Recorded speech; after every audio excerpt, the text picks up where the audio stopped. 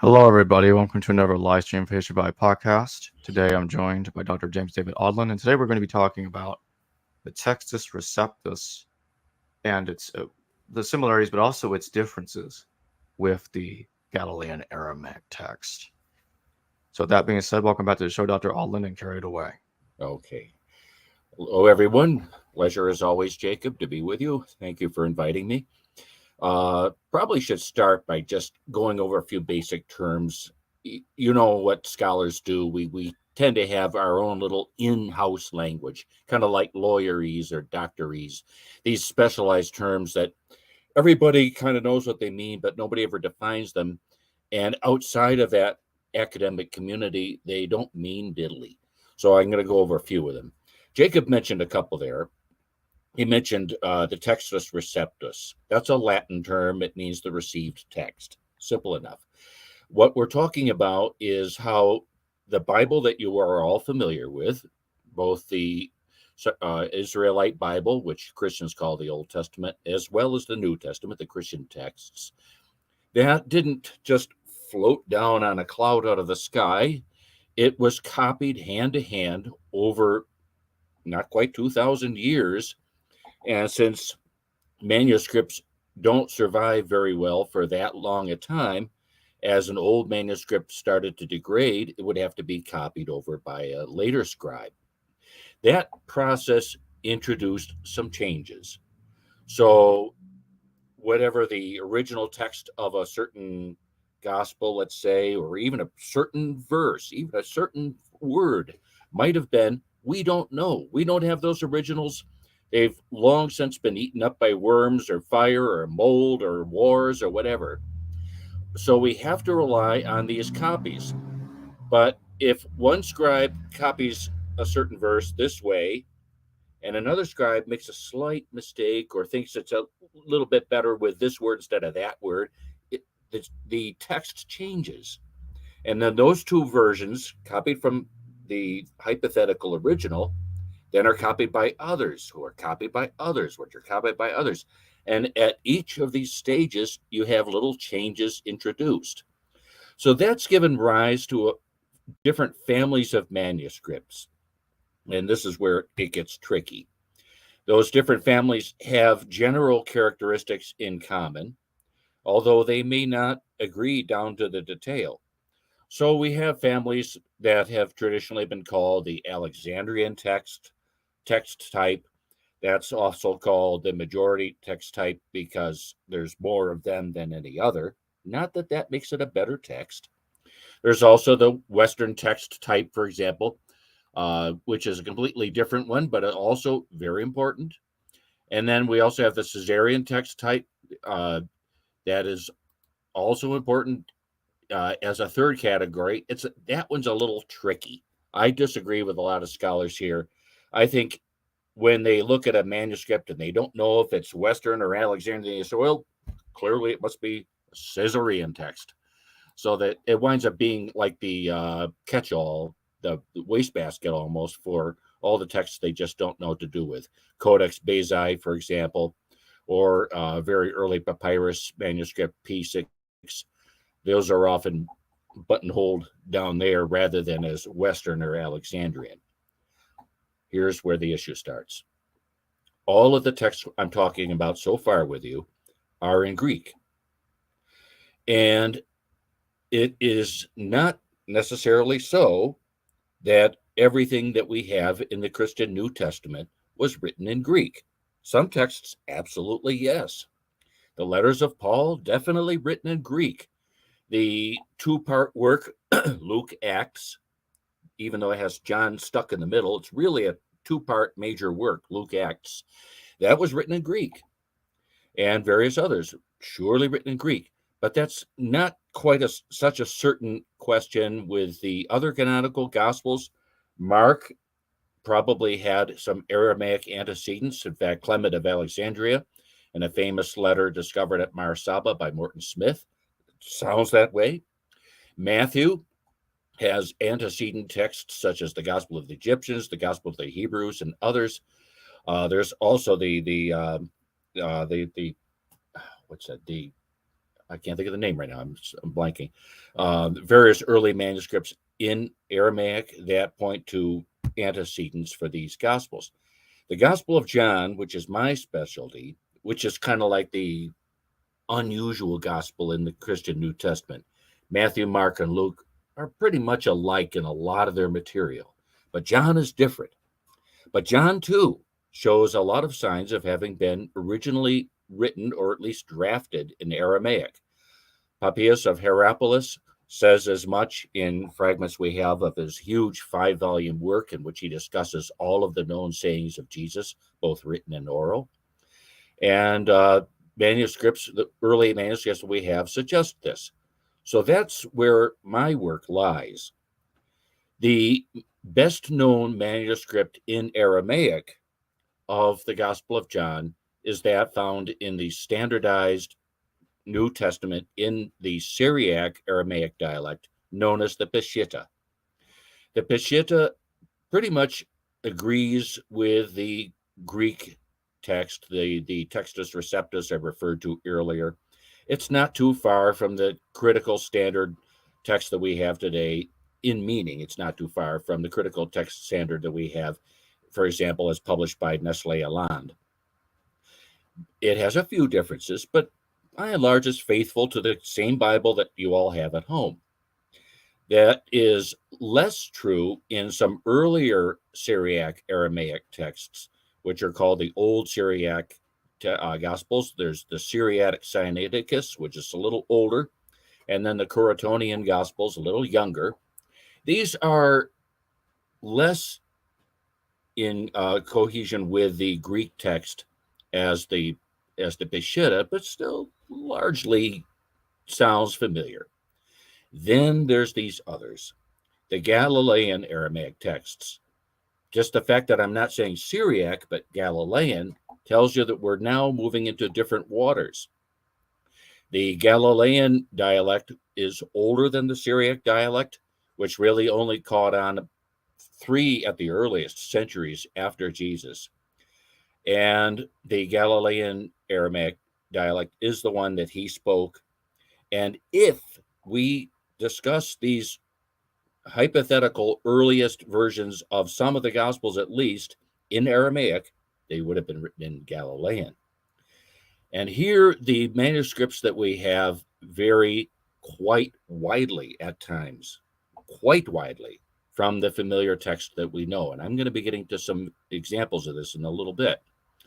So these manuscripts are so different that my proposition to my fellow scholars is that we need to consider this as a separate text type. Heretofore, respected, honored scholars such as Bruce Metzger or Simon Brock, when they glance at these Galilean texts, they say, oh, it's clearly in this text type or that text type, and they name one or another of those Greek text types that I mentioned, Alexandrian, Western, Caesarean, etc. But my contention is that that doesn't work. That's putting the cart on the other side of the horse and trying to explain something that was apparently written earlier than that has its origins earlier than the familiar Greek text that we know, trying to put it in terms of that later Greek recension. And that I don't think is fair.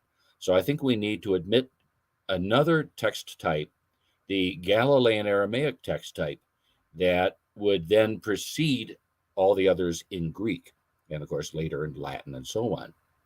So that kind of lays out, Jacob, a little bit of what I'm hoping we can talk about today. All right, let me go ahead and pull up the Word document. Sure. That should do it.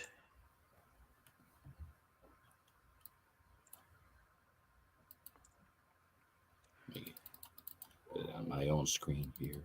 Here we go. Can you see that just fine? Yeah. I hope everybody else can. Do you need me to zoom in further, or is this fine for now? That should do for now, because I'm going to go through and explain it. So those who have any trouble seeing it, I apologize, but don't worry. I'll make everything reasonably clear. What we're looking at here is the first 3 verses of chapter 6 in the Gospel of John. And what you see at the top is the Greek standardized text. This is right out of Nestle Aland.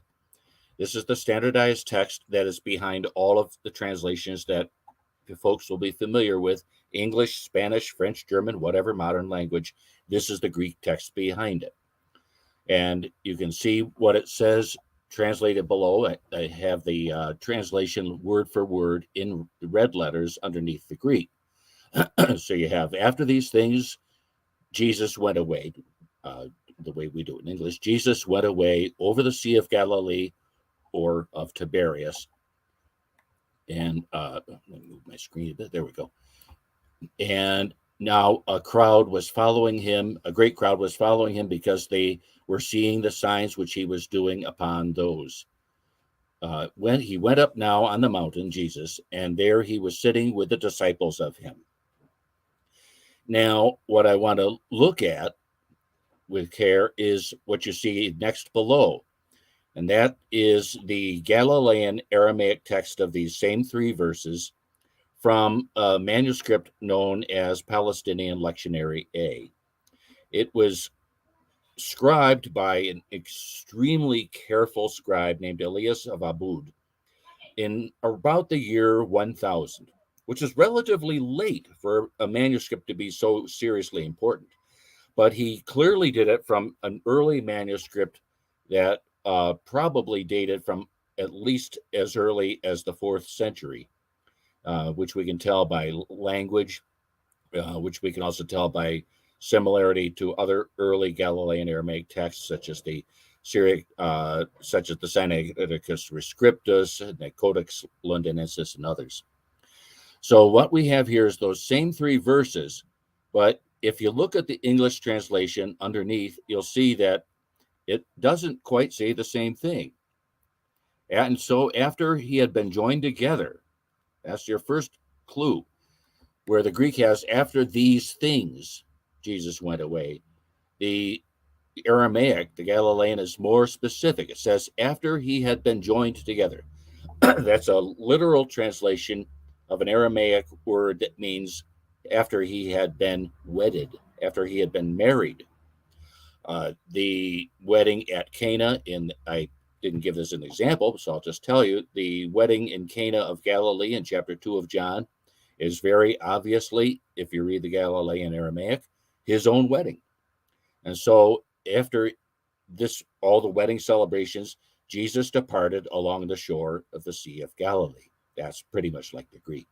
And a crowd followed him. That's pretty much like the Greek. They believed that she was coming.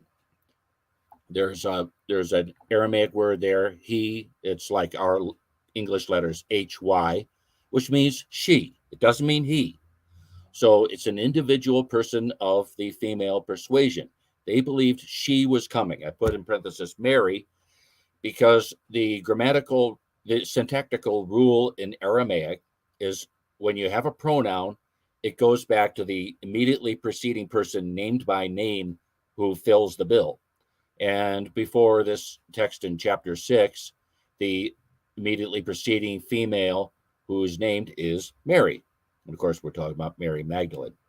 So they believed that she was coming, which is very different from the Greek, that came because they were seeing the signs which he was doing. If you look up at the Greek, by the way, you'll see the word for signs is semeia. In the second line, about 2/3 of the way along the line, you'll see the word signs. And above it, if you recognize your Greek letters, those letters are equivalent to our SEMEIA, semeia. And anybody who thinks about it for a moment realizes that semeia sounds an awful lot like Maria. So that's probably a substitution there. In fact, I think that's exactly what it is. They believe that she was coming, is how the Aramaic has, instead of seeing the signs, the miracles that Jesus was doing. And that this was concerning what had to do with Jesse. The name Jesse is right there in the Aramaic. It's not there in the Greek. So that's, again, a significant change. What is the reference to Jesse here? Well, of course, all of you know that Jesse was the father of King David. And King David is the first to be the after Saul, I should say, he's the first to be the king of the united Israel, both the northern kingdom and the southern kingdom, the first successful king, let's put it that way. And he was the one who laid out the plans for the building of the temple in Jerusalem. And his son Solomon, of course, fulfilled those plans. And so it has an awful lot to do with this named Jesse, the fact that Jesus and Mary are together. And then verse 3, chapter 6, verse 3, and Jesus went up into the mountain, and there he was reposed, or you might say there he laid himself down with his female disciple. If you look up in the Aramaic there, the last word in the third line, when we're reading right to left, so it's to the far left in that bottommost line of the Aramaic, those letters in the Aramaic alphabet are equivalent to our letters T, L, M, Y, D, W, Y. That declension of the word Talmida means disciple, but this declension Talmidwe is specifically used in the Galilean Aramaic for a single female disciple, not male.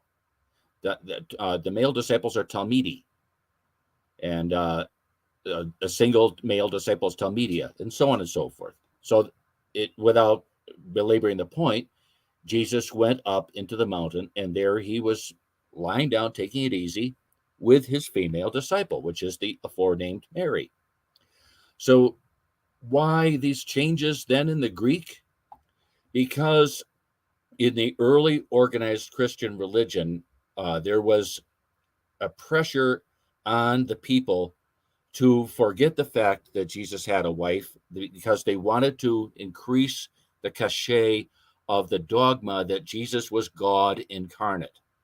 Gods incarnates don't generally have wives hanging around, human wives. It's kind of an embarrassing thing, wives and children. You think of Jesus and his wife, Jesus, the Son of God incarnate, doing what with his wife, and that doesn't go over very well.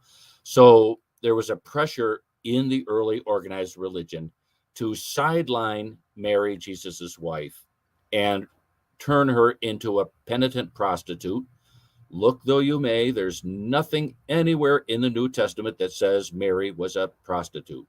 She was actually born into the most illustrious family at the time in Jerusalem. Her great-grandfather, who taught her how to read in a time when women weren't taught how to read, he taught her Greek, Latin, Hebrew, and Egyptian. And his name was Gamaliel. Gamaliel was the most respected rabbi of the time. He was called our master, a matter I'll be getting to later. And his grandfather was no less than Rabbi Hillel. So she came from a highly illustrious family, and the idea that she was a mere prostitute is obviously ridiculous. But this was invented especially by Pope Gregory I, also known as Gregory the Great, in a famous encyclical that he wrote, declaring that Mary Magdalene was just a penitent prostitute, shameful person whom Jesus forgave of her many sins. And the opposite pressure in the organized religion was to replace the veneration of Mary Magdalene with another Mary, Jesus's mother. And that's a process you see in the early centuries when Mary, the mother, the virgin stories were developed. She was called in Greek Theotokos, which means the mother of God. And she was just about raised to nearly deity status herself. So, getting back to my point, what you see in the Galilean Aramaic text isn't the same in the Greek text, because this Greek text was made in a manner that supports the dogma that Mary Magdalene can't possibly have been wedded to Jesus, so get rid of that joined together, and that she can't possibly have been going about through Galilee and Judea with Jesus, so get rid of that. And she certainly couldn't have reposed with him up on the mountain, him alone with a woman. We have to get rid of that too. So he was sent up into the mountain in the Greek with his disciples, the male disciples, of course. So can you move down, Jacob, to the next chunk there? Yep. I had to reduce your screen so I can see my own text. My eyes are, as I think you know, my eyes are pretty bad. I'm losing my eyesight, so I have to have my own document here so I can read it. Also, No it's there. Okay, so now we're still in chapter 6. I've moved down to verse 12.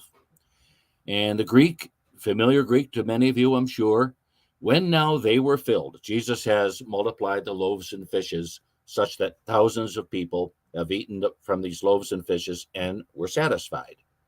And then verse 12 now says, when now they were filled, he says to the disciples of him, gather together what is left over. Excuse me. What is left over, so that nothing may be lost. And they gathered together, therefore, and filled 12 handbaskets of fragments from the 5 loaves of barley, and which were over and above those that had been eaten. Therefore, the people, having seen what he had done, the sign that he had done, were saying, this is truly the prophet who is coming into the world, Jesus. Therefore, having known that they were about to come and make him king by force, he withdrew again into the mountain alone. And now let's look at that Aramaic. Now, when they were filled, he said to the Talmidwi, his female disciple, have them together, the same thing here, they have them together, the leftover fragments, so that none of the bread or the people will become putrefied. This is a matter of kosher. If any of you are Jewish or are familiar with Jewish traditions, the kashrut tradition is to keep cleanliness in our eating habits. The food we eat and how it is prepared is according to strict rules that guarantee cleanliness. And what Jesus is doing here is a part of these kosher rules, the rules of kashrut, that you can read about in the Torah, the first 5 books of the Bible. So they gathered together and filled the 12 wicker baskets of blah, blah, blah. So that sounds pretty much like the Greek, except for one thing. It says, he said to his female disciples, have them do this. His female disciples, singular, I misspoke. And so the others, presumably the male disciples, then do that. And then in 6:14, then the people, when they saw her, presumably Mary, it's that pronoun in Aramaic again, he, H-Y, which even though it sounds like he in English, it's she. When they saw her joining in the work of Jesus, they said, this one is truly the prophet who is coming into the world, or the eon. And when Jesus realized that they were coming over the beach to come and seize him and make him a king, he was taken by her again up into the mountain to be with her alone. And once again, the pronouns are feminine singular. So again, I think you can see how Mary has been written out of the Greek and replaced with the male disciples. And then a little bit below, I've got chapter 6, verse 19. Now the Greek has it I should say, set the context. It's now late at night and they want to get back to Capernaum. And so the disciples, they're waiting around for Jesus, but he's up in the mountain with Mary, and I'll leave it to your imagination what's going on. So they go off in the last boat alone, the disciples, without Jesus, without Mary. And a storm comes up, and you may remember that the storm is battering at the boat, so it's very difficult for the boat to drive at all forward through the storm, the waves, and the that were fighting against them. So then there's this very interesting verse 19. In the Greek, having rowed therefore about 25 or 30 stadia, they see Jesus walking on the sea and near the boat coming, and they were frightened. But the Aramaic says, and they drove the boat with oars. It has a little detail there that the Greek doesn't have. They drove the boat with oars 25 or 30 stadia onward, and they saw Jesus walking with a young woman. The word there in Aramaic is once again Talmidui. And interestingly enough, here one of the Syriac texts supports the Galilean Aramaic. If you remember my mentioning at the beginning that besides the Peshitta, there were also two early gospel manuscripts of the four canonical gospels in Old Syriac, a dialect of Syriac from before the Peshitta. And one of them, you may remember my mentioning, was the Syriac Sinaiticus. The Syriac Sinaiticus has in this spot, it's a little fragmented, but we can make out the M and the A in our letters, the M and the A and the Y, and it does look like there's an R in there. So I'm reading the Syriac Sinaiticus as saying they saw Jesus walking with Mary, and he came abreast of the boat, and they were frightened. So yet again here, we see how, in my view, the text was changed in the Greek to get rid of Mary. It's pure and simple. So if we move on a little bit more to chapter 6, verses 24 through 26, which I think you need to change the screen a bit, Jacob.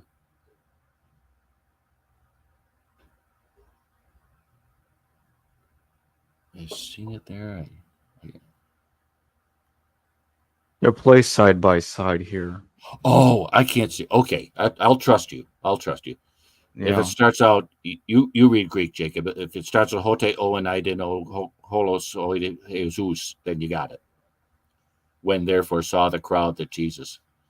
Okay, so the Greek here in verses 24 through 26. When therefore the crowd saw that Jesus was not there, this is the next morning. They're back in Capernaum, and they're looking all over. Where's Jesus? They're worried, frankly, because he didn't show up to get on the boat to get back to Capernaum. They don't know where he is. They don't know what happened. So when therefore the crowd saw that Jesus was not there, nor his disciples, masculine plural, they entered themselves into the boats and came to Capernaum seeking Jesus. And having found him on the other side of the sea, they said to him, Rabbi, when have you come? And Jesus answered them and said, Truly, truly, I say to you, you seek me not because you saw signs, semeia, that word again, but because you ate of the loaves and were satisfied. And then let's look at what the Galilean Aramaic has. So when the crowd saw that neither Jesus nor his Talmidui, his female disciple, had gone up on the boat and come to Capernaum, which is Capernaum in our language, they sought passage to Jesus. And having found him on the other side of the sea, they said to him, Rabbi, when did you come here? And Jesus answered them, saying, Amen, amen, I tell you, you seek me not because you wanted to have seen us arrive, but because you ate the bread and were satisfied. So just one little significant change there, not because you wanted to see me arrive, but because you wanted to see us arrive. So again, we see how the Greek changes with care. They didn't do a major catastrophic change, but just with subtle changes of these pronouns here and there, they write Mary out of the story. So I'm going to pause there, Jacob, to see if you had any thoughts or questions before we go on to another part of the gospel. So why was this story changed? Well, something fell. Oh, sorry about that. My camera fell. Okay. Why this story changed is, as I'm suggesting, in my opinion. This is now strictly my opinion. I don't have a time machine operating at present. The time machine mechanic says he'll have it ready for me last year.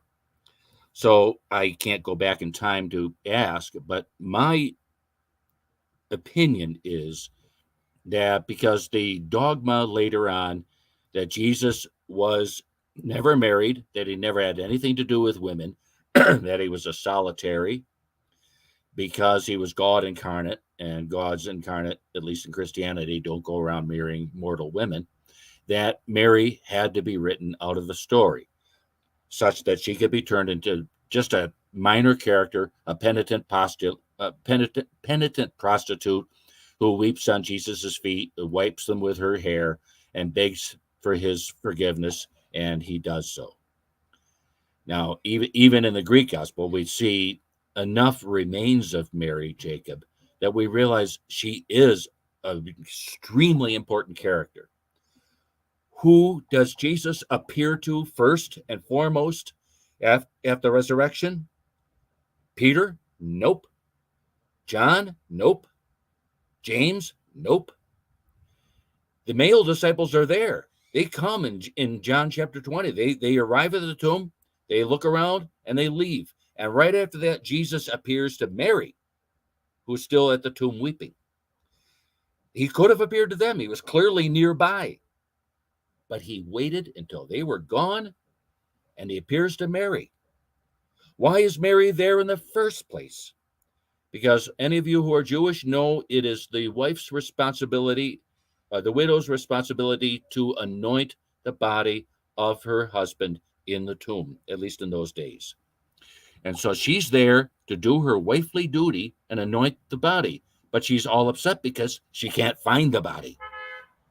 So she's weeping, and Jesus appears to her right after the two disciples who come to look into the tomb go back home again. Why Mary is chosen to be the first person to whom Jesus reveals himself, that has to be significant. This was a big problem in the early church. In fact, a famous critic of early Christianity named Celsius makes a lot of hay out of this. He says, you people are believing a story that was reported to you by a hysterical woman, with the implication being that women, forgive me, I am not a male chauvinist, but in those days, 99.9% of men were. So Celsius is basically saying, she's a woman. She's female. You can't believe a woman, especially if she's hysterical. The very word hysterical is related to our modern English word hysterectomy. She's on her period. She's got issues. She's getting cranky. How can you believe her? That's what Celsius essentially says. I'm paraphrasing a little bit, of course, but that's basically his, and he's saying this to mock the early Christians. So this was an issue. So the decision was move Mary out of the picture as much as possible. Now they couldn't, at the resurrection, they couldn't move her out. I mean, the text says Mary, so but they still have to minimize it as much as possible, which is a story we'll have to have for another day because I didn't prepare that one. So basically, Jacob, Mary is minimized as much as possible in the Gospels, in the Greek, in order to put her more to the side and lift up, dramatize in her place Jesus's mother, Mary.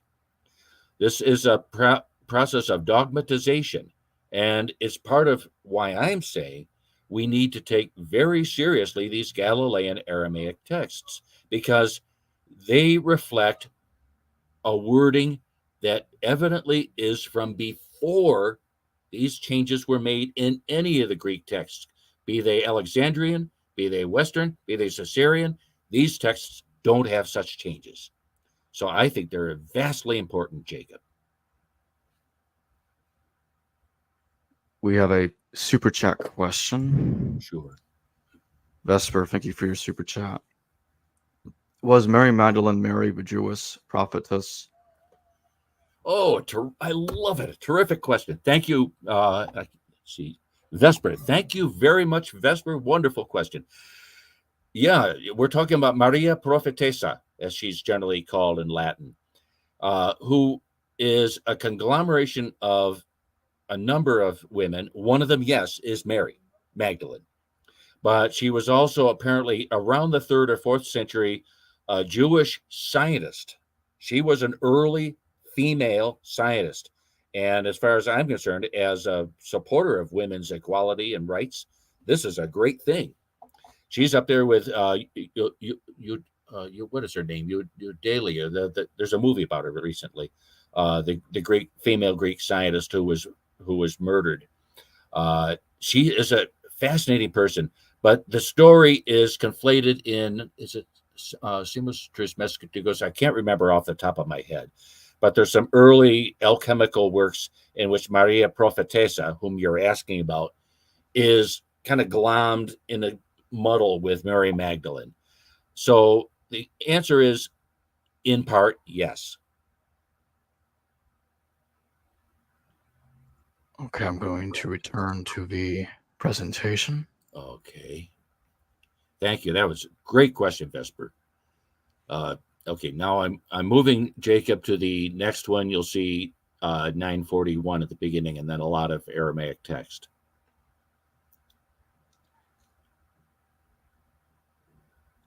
Should be next down on your screen. Let me go down for a second. Yeah, take your time. There she is. Okay. You can move right on to the English. If anybody wants the Aramaic text for some reason, and I would love to get in touch with you if you read Galilean Aramaic, but I put that there for purposes of authenticity. If anybody questions anything I'm saying, by all means, there are dictionaries. You can get Aramaic dictionaries on the internet. You can look at transcriptions of these texts from the Gospel of John that I'm talking about.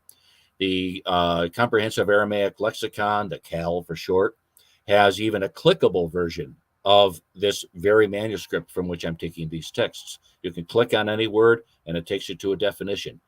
Before you start, I just want to thank the super chat real quick. Sure, yeah. JM, thank you for your super chat and the thumbs up. Oh, thank you, JM. Appreciate it.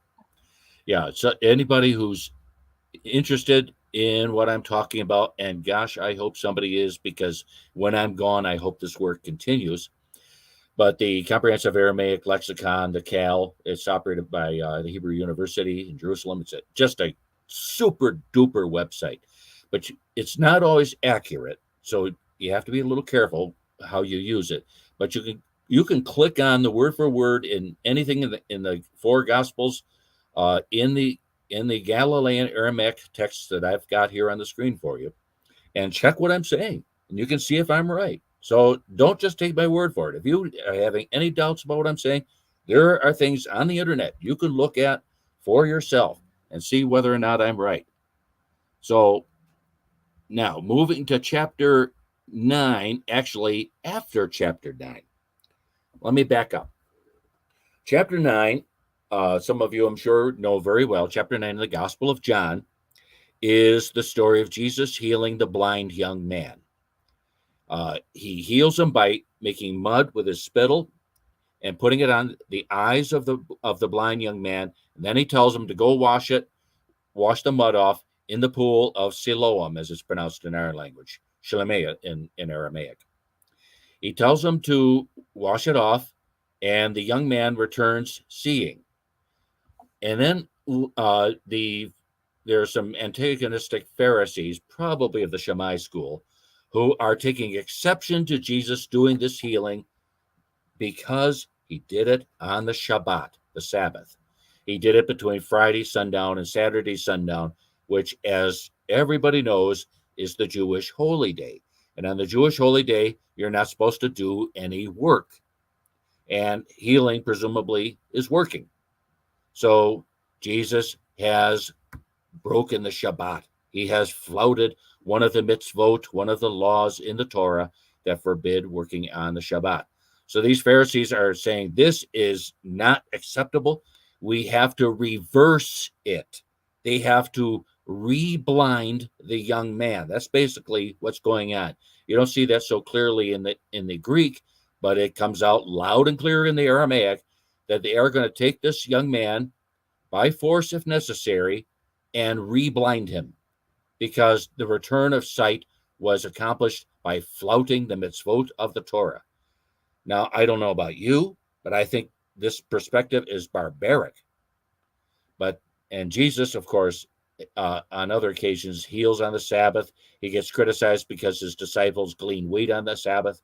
And he always points out that in case of need, it's the right thing to do. For example, in the Gospel of Matthew, Jesus says, if your ox falls into a hole on the Sabbath, on the Shabbat, are you going to wait until after the Shabbat to get rope and pull him out of the hole? No, of course not. By then he's dead. So Jesus says it stands to reason that when there's need, Shabbat Shmabat, you do what is necessary. So he's saying this young man is blind all his life. He needs his eyes. He shouldn't be begging, especially because, as the Aramaic suggests to us, he was the son of the Sagan, the number 2 priest in the temple. He's not a beggar boy, but he was reduced to beggary because he couldn't see. So Jesus wants to do something about it. So what is very interesting is at the end of chapter 9, in the familiar text that all of you have, Jesus goes to the home where this young man is hiding so that nobody grabs him by force and reblinds him. And he starts talking to the young man and the good Pharisees who are with him, protecting him. And then the chapter ends. There's no more to the story. Well, folks, what you have in front of you is just about a chapter's worth of further material that continues that conversation that he has in the home where the formerly blind young man is hiding. And that conversation later got changed into what we now have in the familiar Greek text of the beginning of chapter 10, the parable of the Good Samaritan.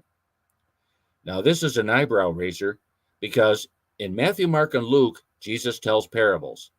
But in the Gospel of John, with the exception of this one, there is nary a parable that Jesus tells in the Greek text of the Gospel of John, the familiar text that all of you have at home.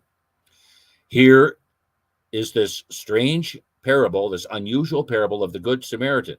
But what you have here in front of you on the screen that Jacob has provided is this continuation text of the conversation that Jesus has with these good Pharisees who are protecting the young man.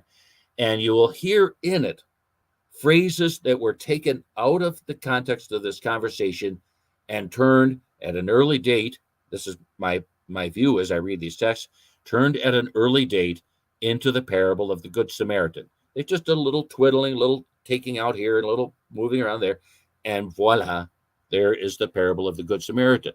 So here is a text, and I have to make a personal confession here. When I was looking at the manuscript that has this text in it, and I started reading it, I don't know how to tell you this without getting emotional. I had tears in my eyes. I could hardly see because I realized that I was reading something with care that probably nobody had read for centuries, even though it's in the Gospel of John. My heart is beating even as I tell you this. I was so overcome, I went weeping to my wife to tell her, "You're not going to believe what I'm reading." And she came, and when I explained to her, she too was overwhelmed with emotion.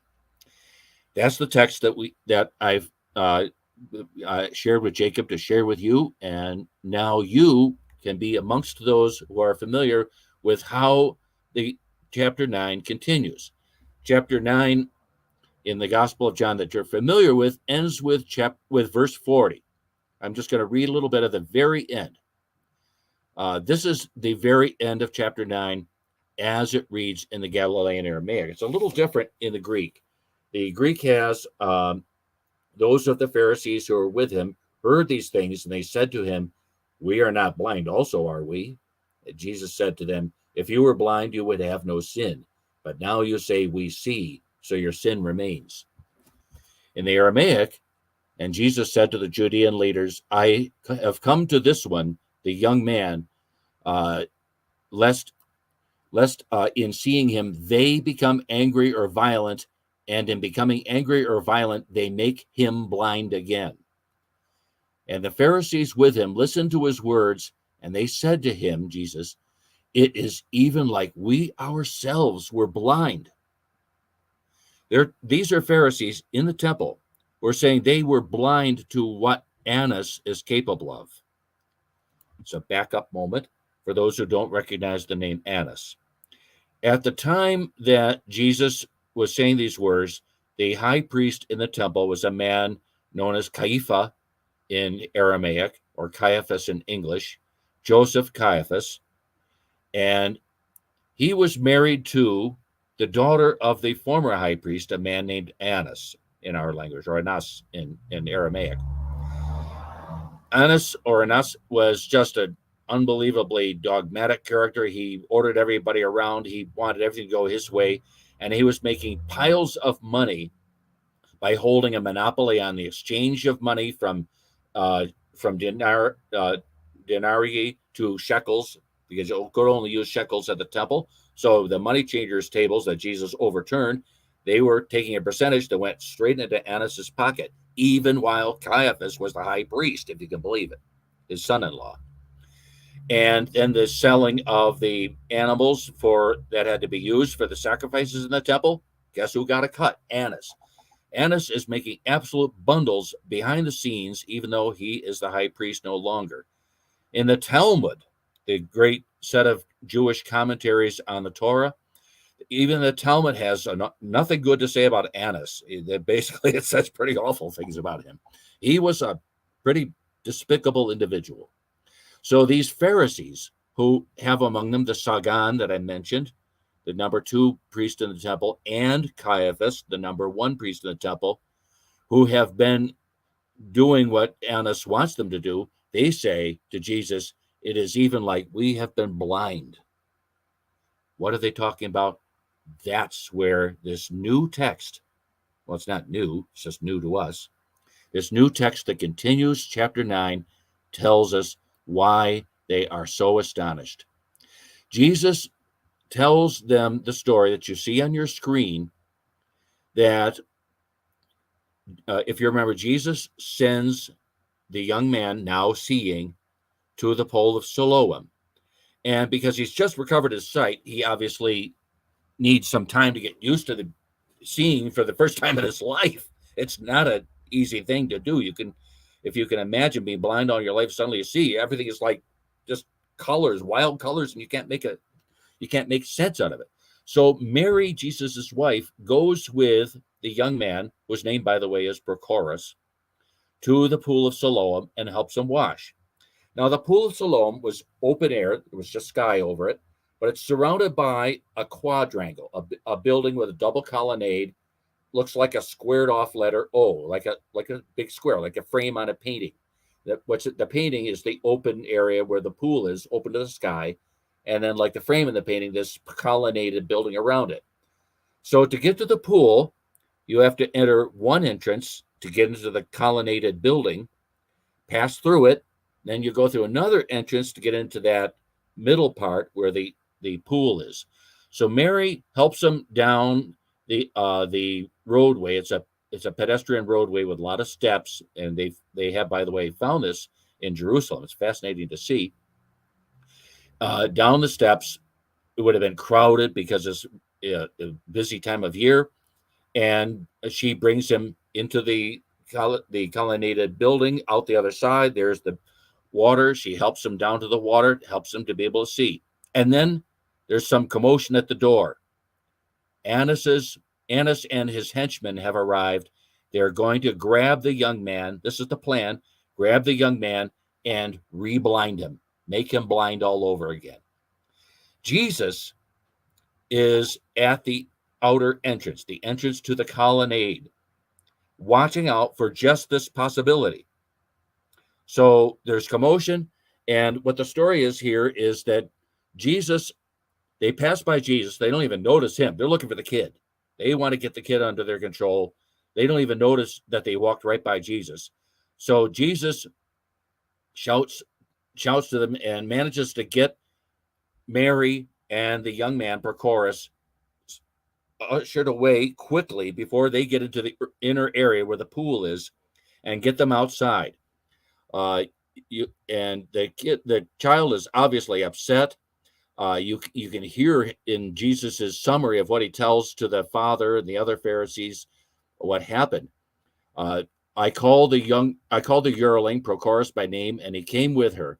And so I went back to face the animals. And behind me that's Mary and Prochorus, rejoiced because the ewe responded to Prochorus's voice. So at the entrance of the gateway, she, the ewe lamb, that's Mary, tended to him, Prochorus. The gate was open to her. We heard her voice. Several times he, Prochorus, called the ewe lamb by name, and he was led out. As he left, he passed in front of them, and the ewe lamb kept close to him. She cut short her voice. The Aramaic literally means she espoused her voice. They didn't look back, but fled from him, and they no longer cut short their distinct voices. They got out safely. It was a close call. Its story is very dramatic. And then Jesus says to them, they have trouble understanding his Galilean accent. The Galilean accent was very different from the Judean accent in that time. So he kind of summarizes yet again. Amen, amen, I tell you. I was the means, the gateway, for the ewe lamb to escape. All those who went by, they were thieves and robbers. They did not hear the ewe lamb. He, Annas, entered close to us on account of us. Once he had entered, they were saved. And I had other sheep who were not of this fold. It was necessary for me to bring them too, lest they get caught up by Annas. And they would hear my voice, and there would be one flock, one shepherd. I entered as he went through the entrance, and I found within the sick and infirm ones, because the water was supposed to heal.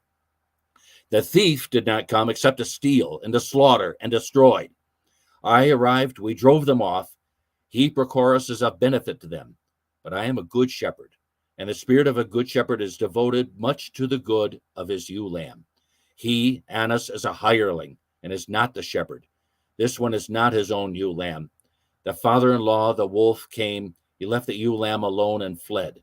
We held off and scared away the ravening wolf, and he, being hired, was not concerned about the safety of the ewe lamb.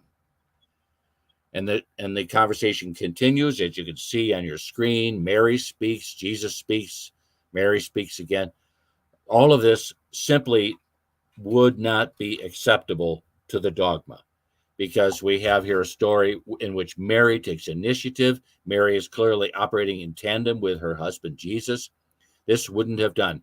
So in the familiar gospel as we have it, chapter 9 just cuts off at the beginning of this conversation that Jesus starts with these Pharisees, John, the father of Prochorus, the formerly blind young man, and Joseph Caiaphas, the high priest, just cuts off, and we don't hear the rest. And the rest is sanitized, is cut down, and turned into a parable, the Good Shepherd. Nothing wrong with the parable. I'm not at all saying that. But I am saying that what we have here in the Galilean Aramaic text is far more interesting. The dramatic story of this narrow escape that Jesus and Mary managed.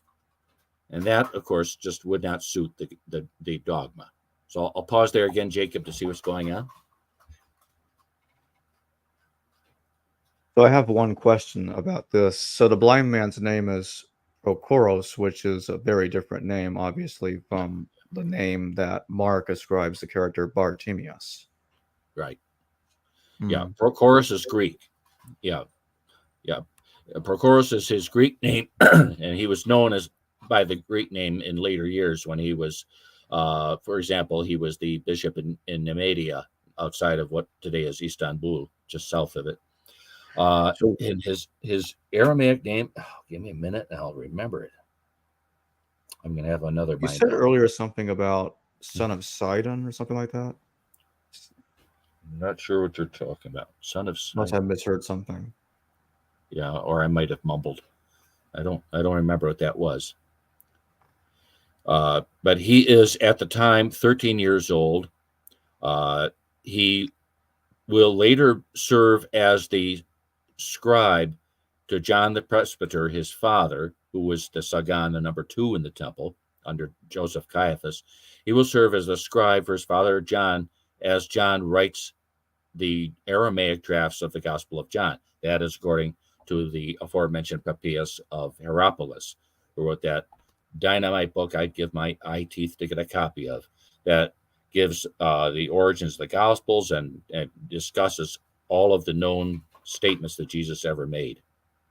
So he's a very important figure. He was a major figure in the early apostolic Christian church, but not accepted as such in the Pauline church. The Pauline communities, which were in competition with the apostolic communities, had nothing to do with Prochorus and the other apostolic leaders.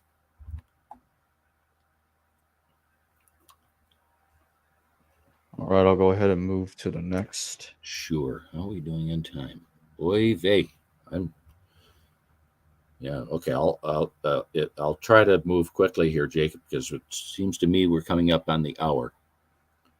So what That's we all right. have, I'm sorry. I said that's all right. Yeah. Well, okay. What we have here is a little bit from the beginning of the Passion of Jesus, the scene where he is arrested. Now, that passion begins, I'm sure folks will remember, immediately after the Last Supper. The Last Supper, so called, Jesus says, "Rise, let us go hence." And they go out and they go to a place that is familiarly known today as the Garden of Gethsemane, Gethsemane in Aramaic. And it means the place of the olive press, by the way. It means there were olive trees there. Those olive trees, the fruit was picked and it was put into a press, kind of like an apple press to make cider. Press the olives down. You get olive oil, Popeye's wife, and that olive oil was used for a lot of sacred purposes. Pardon my levity. Sometimes I can't restrain it in time. Oh, olive. So here we have the very beginning of that, chapter 18, verse 1. In the Greek, at the top of your screen, you'll see that having said these things, in other words, Jesus' discourse at the Last Supper, Jesus went out with his disciples beyond the winter stream of Kidron, where there was a garden into which he entered and the disciples of him. The Kidron is a winter stream. That means to say it only flows in the time of year, winter and spring, when there was a lot of water. It's a seasonal stream, and it flows through the valley, which is just east of the Temple Mount, the Temple complex in Jerusalem. So that means that they passed from the Mount of Olives area, Bethany, or Bet-Enya in Aramaic. They passed across this valley, despite all the water, into Jerusalem, geographically where they went was north of the city proper, outside the city gates, specifically just north of the Damascus Gate, which is in the northeast part of traditional Jerusalem, to the garden. So that's what it says. It has Jesus go with his male disciples. But here in the Aramaic, which you see just below in the the first ochre-colored square, the text says, having said these things, Jesus went out with his disciples to cross the place of papyrus. There was a place where papyrus plants were growing in profusion in that Kidron Valley, and that's where he's crossing. It's on the north side of, to the east of the Temple Mount, the actual place. So it would have been a little drier there because of all the plants that they could step across. So to cross the place of papyrus, to arrive where there was the small garden with herself, the priestess, and into which he and his female disciple entered. He was also her husband. This one, Jesus, whom Judah was handing over, many times came to that place together with the female disciple.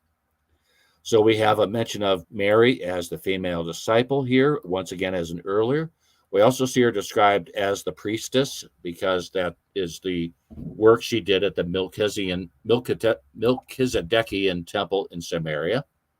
So, and then the third way that she is indicated is by saying she is Jesus's husband. It's the word there in Aramaic means specifically that this is her, Jesus is her husband.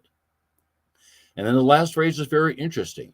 This one, Jesus, whom Judah was handing over, because unlike what you were told in Sunday school, Judas or Judah in Aramaic, did not betray Jesus. Elaine Pagels, a wonderful New Testament scholar. I met her back in the 70s, just a lovely person too. Elaine Pagels never tires of pointing out that that the word in Greek doesn't mean betrayed. It means handed over. Jesus wanted Judas or Judah to hand him over. He wanted to be arrested. He wanted to be executed. And everybody who tries to stop him, like when Simon Peter raises his sword and says, "I'll defend you, Jesus," he says, "Put away the sword. Those who lift the sword are doomed to die by the sword." Jesus wanted to die. So to blame Judas is ridiculous. He was doing exactly what Jesus wanted him to do. When Judas leaves the Last Supper early, Jesus says, "Go do what you need to do quickly, because night is coming." He needs to be arrested. So moving back to this verse here, it says, "This one, i.e. Jesus, whom Judah was handing over, came many times to that place together with the female disciples." Talmidwi, that same Aramaic declension of the word Talmida, that means female disciple.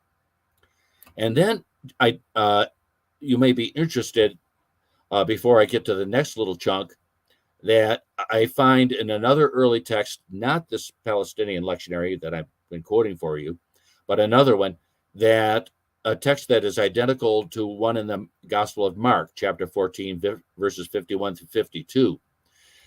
You may remember in Mark that as Jesus is arrested, the male disciples all get back. They stay away. They don't want to get arrested too. They don't want to have any involvement with this. They're scared. Typical cowardice of men. They all stayed away. But it says in Mark, in Greek, "But a certain young person was following him, who, having wrapped a linen cloth around," and then the pronoun is inspecific, "his or her nakedness, they seized him or her, but leaving the linen cloth behind, he or she stayed away from the arrest party." What's going on is clearer in the Aramaic. The gender suffixes are much clearer. She is of the female persuasion, and it is my belief that this is Mary, who narrowly avoids being arrested along with Jesus. And after they pull the linen cloth off her, she follows from a distance, trying to make sure, trying to find out exactly what's going to happen to Jesus. That brings us to the verse that I want to look at, which is after it's chapter 18 in the Gospel of John, verse 15. And there's the Greek. Yeah, the Greek says, Simon Peter and the other disciple were following now Jesus. That other disciple, I'm going to say in the Aramaic, is female. Simon Peter and the other disciple now following Jesus, since now that disciple was known to the high priest. Well, sure, she's his niece. Since that disciple was known to the high priest, also she entered with Jesus, in the Greek that's possible, into the court of the high priest. The Aramaic makes this even clearer. So the Aramaic now says Simon the rock, because Petros in Greek, like Kaipa in Aramaic, means rock. Simon the rock is his real name. Simon the rock was following Jesus, and another male disciple, the female one being known and expected by the high priest. This male disciple is, by the way, the number 2 man, John, entered with Jesus into the high priest's court. So the rock was standing just outside the gate, so that other male disciple, number 2, also known and expected by the high priest, went back and spoke to the gatekeeper, and she opened it for the rock. So what's going on here is Simon, or Peter if you prefer, and Mary are following Jesus. Mary, following Jesus, has no trouble getting in. They all know her. She's family. So she gets in without any problem. John the presbyter is apparently also following along, and he can also enter in. But he happens to look back, and he sees Simon standing there at the gate, and the gatekeeper, who happens also to be a young lady, won't let him in because she doesn't know him. He's a Galilean. She doesn't want anything. She wants like just any old Tom, Dick, or Harry from Galilean. So she says, "You can't enter." And so John the presbyter turns around and says to the gatekeeper, "Let him come in." So she opens it for the rock. So once again, this verse, which is very confusing in the Greek, there's all sorts of this disciple and that disciple and the other disciple mentioned, and none of it is clear. It comes into sharp focus in the Aramaic that we have Simon Peter and Mary following Jesus, John the presbyter there at the gate. Simon can't enter. Mary enters, but she doesn't happen to look back. The presbyter sees Simon isn't allowed to enter, so he has the girl open the gate and let him in. All clear as a bell in the Aramaic, confusing in the Greek for one simple reason. They wrote Mary out of it. So once again, we can see how the dogma is supported by the Greek, and we need to turn to these earlier texts, not manuscripts, but texts in the Galilean Aramaic to help us see exactly what's going on. And by the way, as I continue the story, another source from a library, an ancient library that was kept in Constantinople, I came upon a further text that is not in the gospel at this point, in which Mary continues to follow, and she eavesdrops on the interviews of Jesus before Annas and then Caiaphas. Then comes this last verse that I was going to talk about today, chapter 18, verse 40. You may remember now that Jesus is after Annas and after Caiaphas, that he's interviewed a third time by Pontius Pilate in English.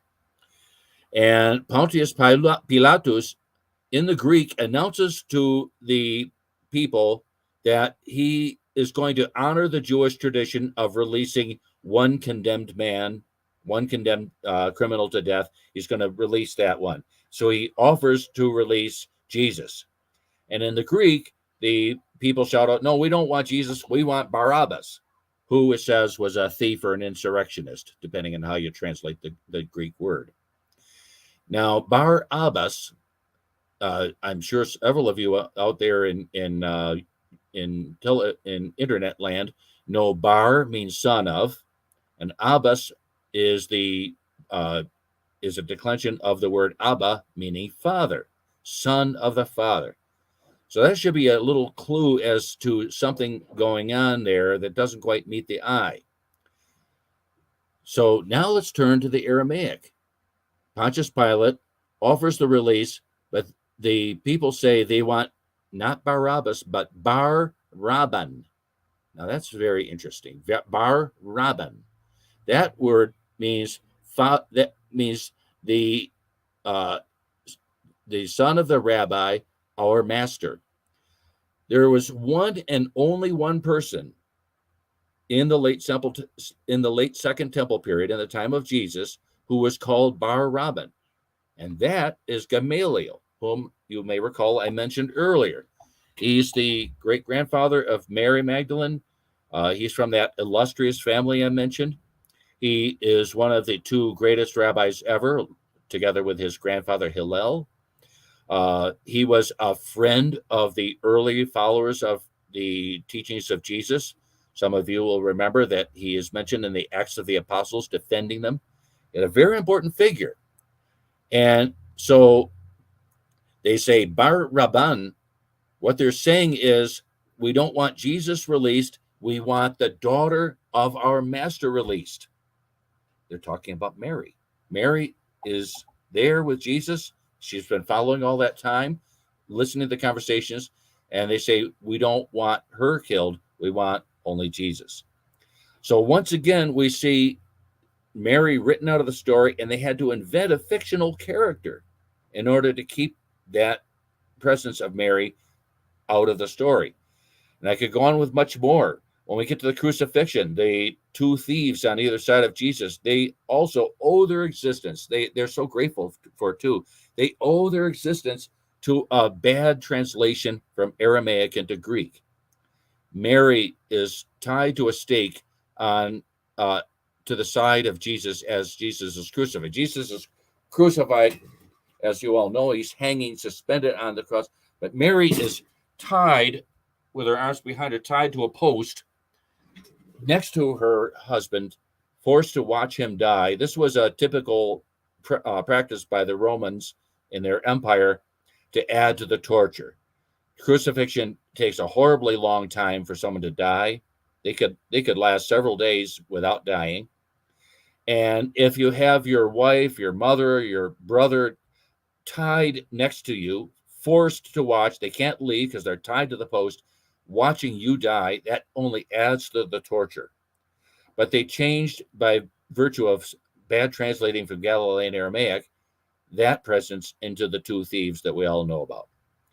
So I've just given a few quick examples that I put together from the gospel. There are just so many more. Every time I study the text, I look at it and I realize here's something else going on that I missed the first time reading.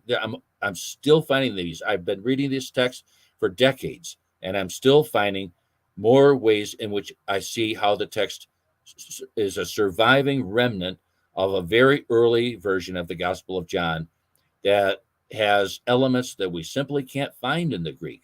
So this is why I think we need to have a name and accept that there's another text type in the story, not just Alexandrian, not just Western, not just Caesarean, but also the Galilean text type. And that's what I wanted to present today.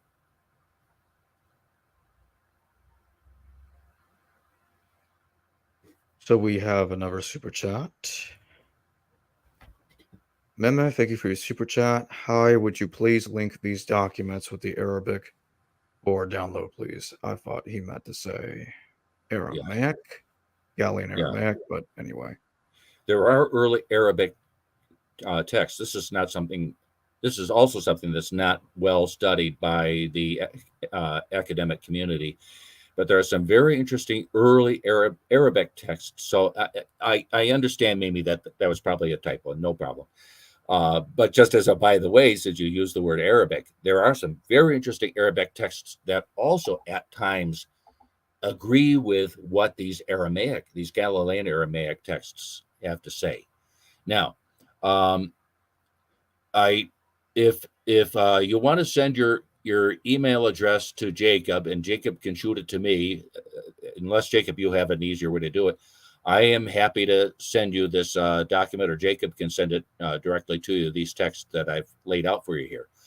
Or you can go to the Comprehensive Aramaic Lexicon, which is on the internet. Just Google or DuckDuckGo and look for Comprehensive Aramaic Lexicon, and you'll have it there as well. The Aramaic text that I've put before you here.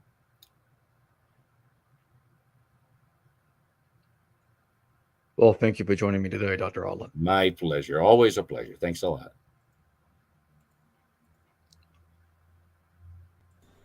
Hello viewers, thanks for watching this video from the History Valley YouTube channel. Please don't forget to subscribe and hit the notification bell. And if any of you wish to further support this channel, please consider checking out this channel's Patreon page and becoming a patron, and or donate through PayPal or through Super Chat during a live stream. Thank you.